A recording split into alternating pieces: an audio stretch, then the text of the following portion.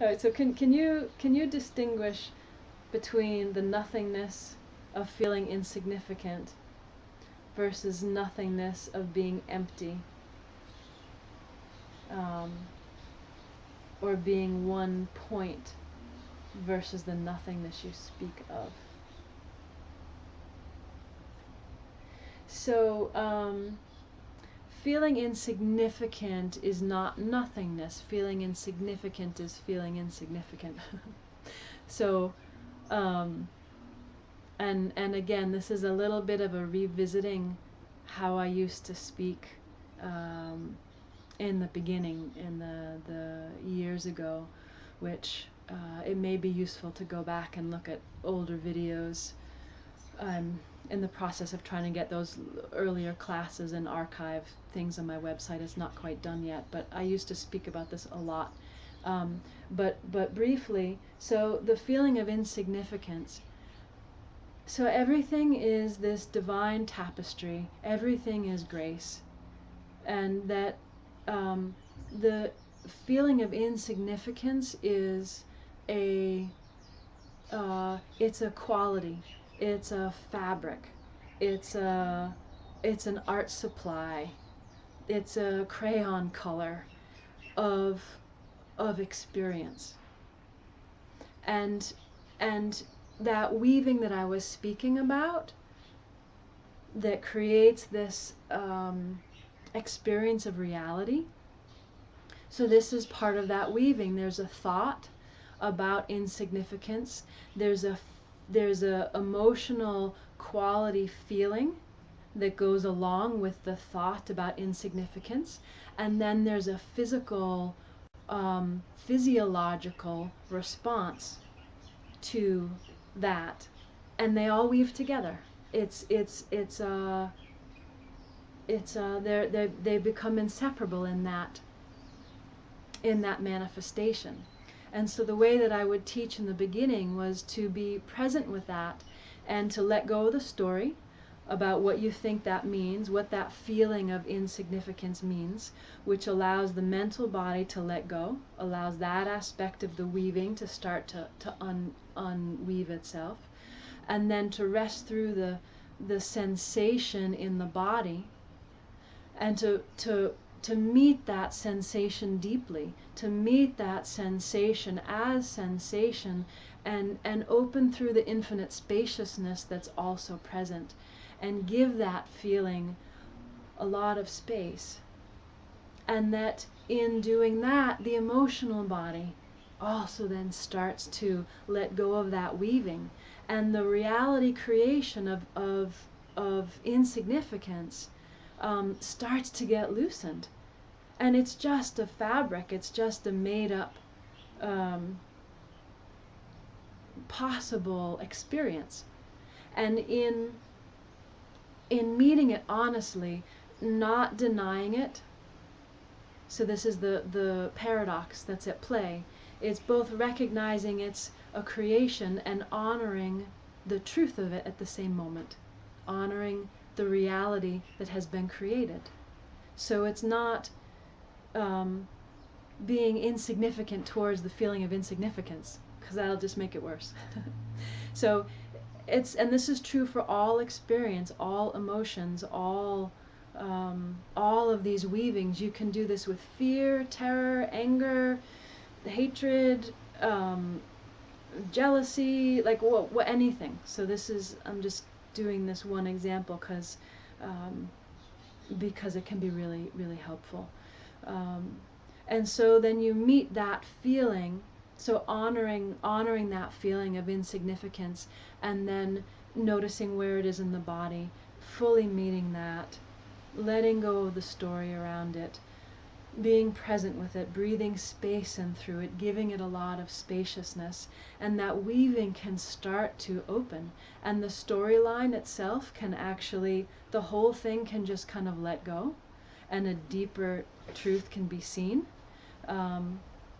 Sometimes there's an experience of just surrendering in through it, and then a deeper perspective arises as well. So insignificance is not nothing at all. It's a very real, lived experience that when it's fully explored will be discovered to not be so significant. I'm playing with words, but yeah, things can shift. And then linking that back to a question I was answering earlier, that I was responding to, that sense of I am, the weaving of the storyline and the lens starts to loosen and creates a spaciousness for a further back I am player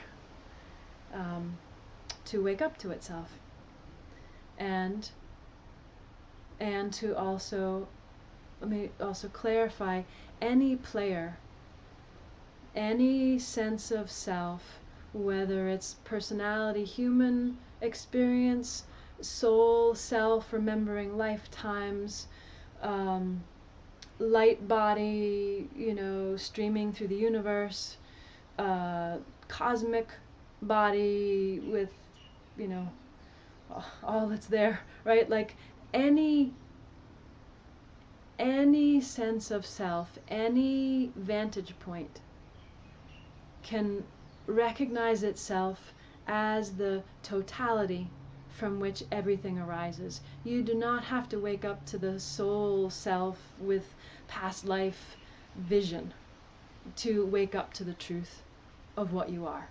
Is completely not necessary. And that every layer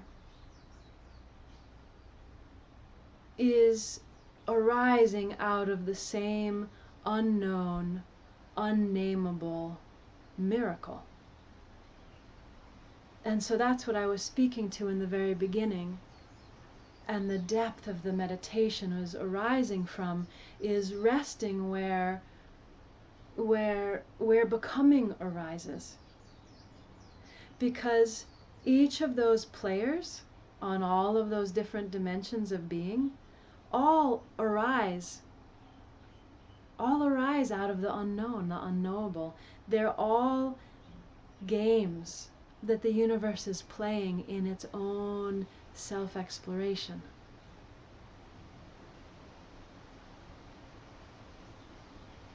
And the peace, the ease, the resting,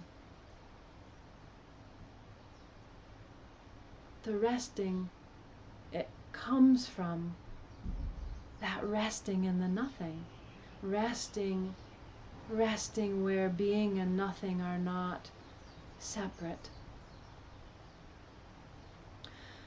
So I'm going to come back to this question around the nothing. So I don't experience nothing as emptiness either. I experience emptiness as inseparable from the fullness of the yin and the yang of being or becoming, or that emptiness being the pregnant, the pregnant becoming. Nothingness, for me, the way I use this word, and if someone writes the book with the definitions, you can add this as one of potentially many, however other people are using the word nothing in one of the definitions. So the way I'm using that is that there's a the way it was first recognized or experienced for me was the infinite I am. So the sense of self, the small I am, the smaller lens of I am, recognized that it was one I am that was seamless with everything, whether it was plants, rocks, my organs, someone else's thoughts, birds, whatever, right? The water, fire, everything, right? It's all one living I am. Everything is conscious. Everything is one I am. And so from there, that one singular I am had both a curiosity about itself and what one might call grace, a pull, like a gravitational pull backwards, kind of like back into itself. And so there was a willingness to let go. And in that willingness to let go, there was a disappearance of that. And I, years later, heard the word cessation, which is a good word for that experience. And it was in the returning of the I am, that the I am recognized it was created, and that it was created like everything else was created. So that was the initial experience. When that began to normalize, that sense of nothing, then it became more comfortable being present with aspects of identity returning back into nothing. So a sense of self, or aspects of how people generally use the word ego. I don't necessarily use it quite that way, but aspects of the conditioned self, aspects where there's been an embedding of the sense of self with a particular experience. So I'm then the victim, or I'm hurt, or I'm being mean, or I'm not being responsible, or I'm not, right, where the sense of I has adhered to an experience it's had and is still dancing in that weaving. So as the sense of, as nothingness more normalized, and the sense of self became more comfortable with that aspect of truth, became more comfortable with the potency of nothing. When identified aspects would come up, there was a greater willingness to let go, the same way that infinite I am let go into nothing. And then that was a continual dissolving of the aspects of identification. And so then nothingness then became a doorway. In that practice, in that inner inclination that became developed, then nothing was a doorway. And if something came up in my life that had an edge of discomfort or pain or attachment or suffering, however you want to name that, of engagement in reality in a way that created pain, emotional pain, or even physical pain, that the impulse on the inside became cultured to then open to nothing, because there was a recognition that if there was a complete cessation, if there was a complete letting go, if there was a willingness to be obliterated, that something would change and feel better. So it was completely based on pain management, right? It's like pain management skills, enlightenment pain management. I don't know. I don't know, it's making me funny. I mean, it's making me laugh. There's something funny about that. So in that, so that became the cultured instinct, where the instinct normally is to push away from pain, or ignore, or I'll deal with that later, and then it doesn't get dealt with. So so nothingness then was then related to as that cessation experience, where the sense of I am stopped. Because experience had also, and the first time there wasn't an awareness, that a recognition that I am would return. But after that first experience, there's a recognition in the cessation, I am will still occur. Beingness still happens. Life still happens. It's the brilliant unfolding miracle that we all are, the living that's happening. And so as this nothing cessation deepened in the integration, that was when I spoke more about that at their first class, of where that eraser, the Etch-a-Sketch, right, that instant eraser is more of a lived experience. It's more the lived experience of the being and the not being as simultaneous. And that's where the freedom comes from, because there's a recognition that at anything that is created returns to nothing. And so there's not a fear of being.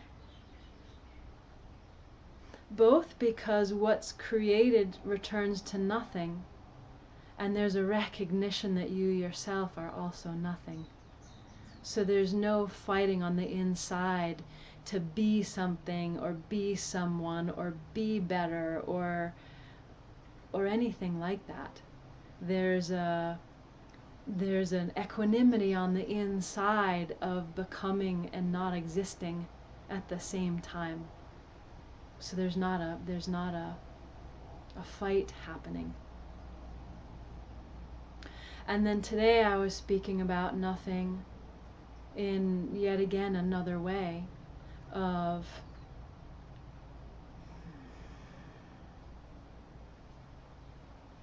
I gotta be quiet again.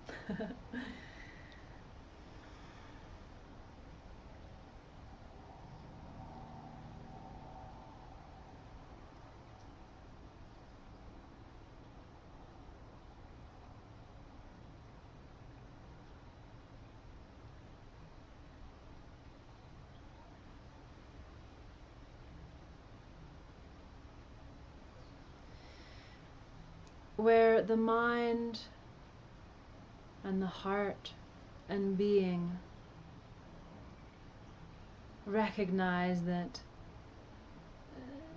no aspect can see deeper. No aspect can see from which it arises out of. And so nothing is recognized as I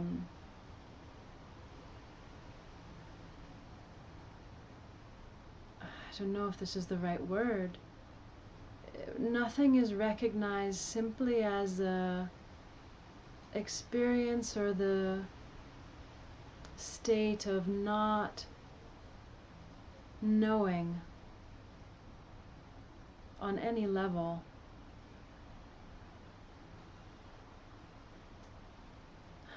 that which one arises from. And yet in that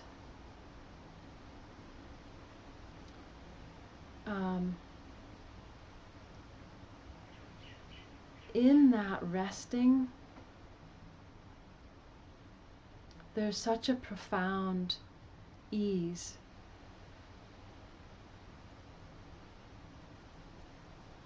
Because there's no, it's just prior to becoming. I'm going to try and say that again. I don't know that I articulated it to my own satisfaction.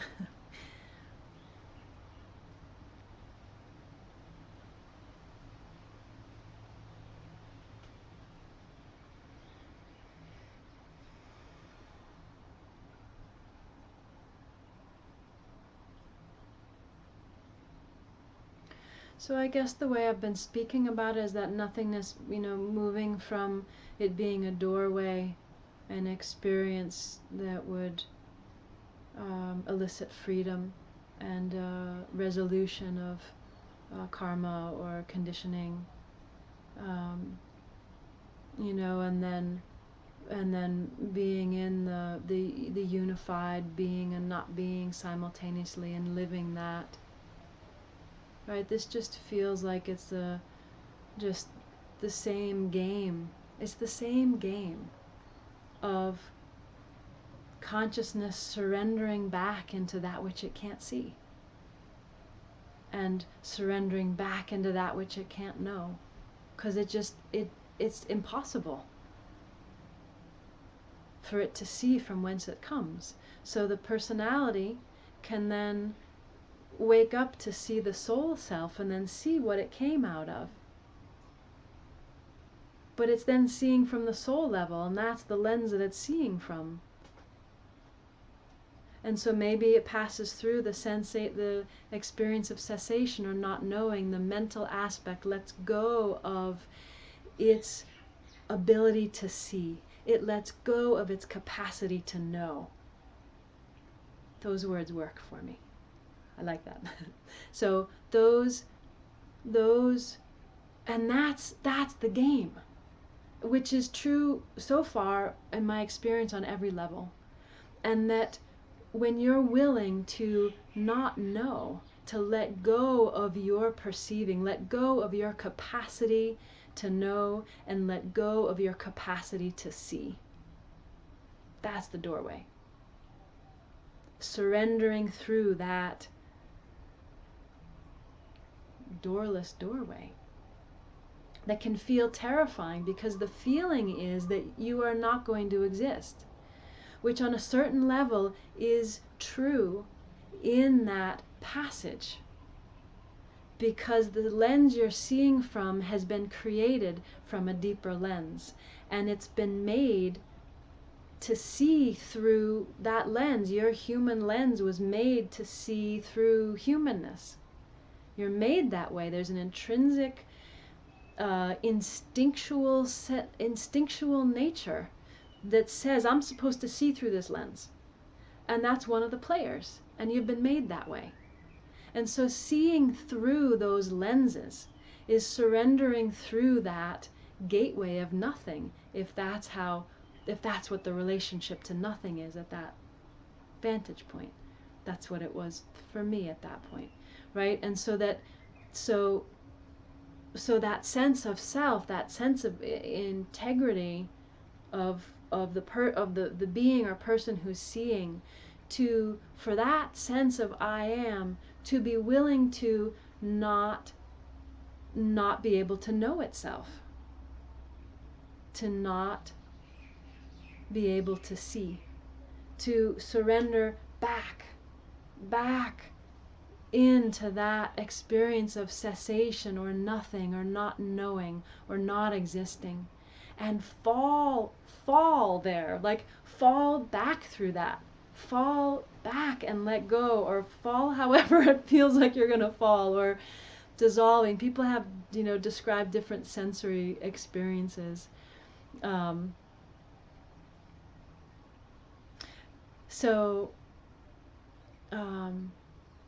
Relating that, bringing that back to this question of insignificance, emptiness, or nothingness, that those all are really, really different for me. And the nothingness is,